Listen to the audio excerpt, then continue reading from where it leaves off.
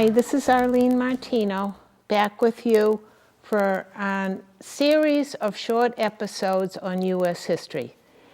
In this episode, we're going to do a story about Ben Franklin.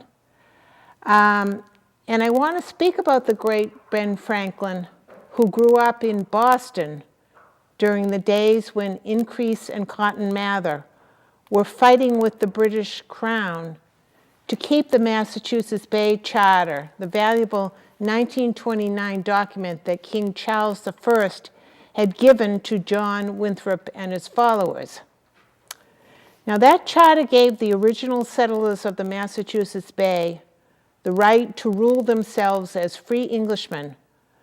But after it was issued, the Crown realized that it had made a big mistake, so they tried many times to have it returned.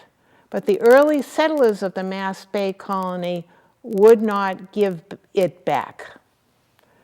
Now, there's also been a myth that has arisen about Ben Franklin, which maintains that he was a teenage runaway from home when in 1723 he went to Philadelphia. But the truth is that Ben was the genius protege of Cotton Mather, and he sent Ben to Philadelphia to begin to organize for the American Revolution because Boston had become a Tory bed of corruption.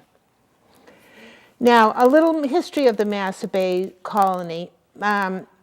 See if you can follow it, because when Ben was just a boy, members of Boston's Old South Church used to meet weekly at the home of Ben's father, Josiah Franklin.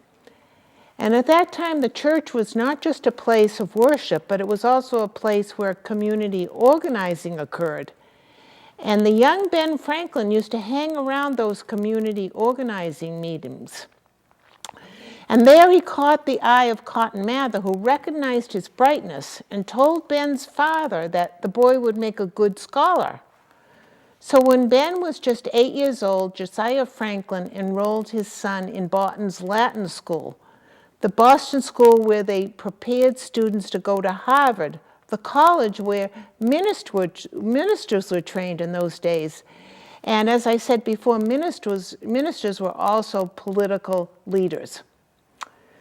So at the Latin school, Ben quickly rose in less than 1 year to the head of his class. Eventually, though, his father had to withdraw him from the school because he knew that under the worsening economic conditions in Boston, he would never be able to continue to afford to give him this education. So when this happened, Cotton Mather, who saw that the boy was a voracious reader, offered Ben the use of his library, which was probably the largest private library in all of New England.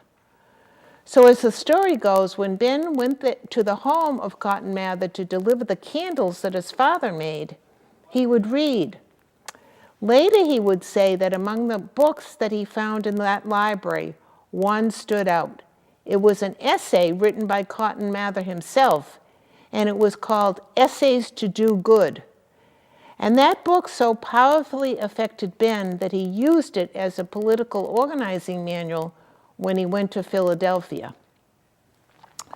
Now, there in Philadelphia, Ben got into the printing business because he knew that there would need to be a lot of newspapers and handbills created if the American Revolution was to be a success. And Ben was so successful in the printing business that eventually he bought other newspapers and even made improvements to the postal system so that important news could be distributed far and wide. In fact, in Boston and elsewhere, often handbills used to be nailed to trees so that everyone could read them, because back then, Boston had a very literate population because of the high standard that a Puritan education had established there.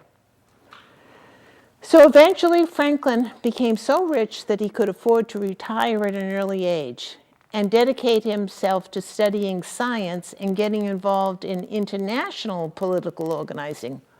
So in 1757, he set sail for England, where he worked to improve that country's economy by helping to initiate canal building projects. For these progressive efforts, though, Ben became a targeted man, so he had to flee England. However, by 1776, he had opened up negotiations with both France and Spain, and those countries helped Americans fight their revolution. Then after the colonies won their independence, Ben went back to Philadelphia to work at forging a constitution and died in 1790 at the age of 84, when George Washington was the first president.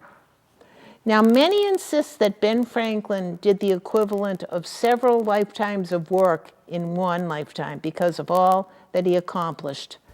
Maybe, therefore, he should be actually considered to be the father of his country. I wonder what you think. Until we meet again, long live the Republic.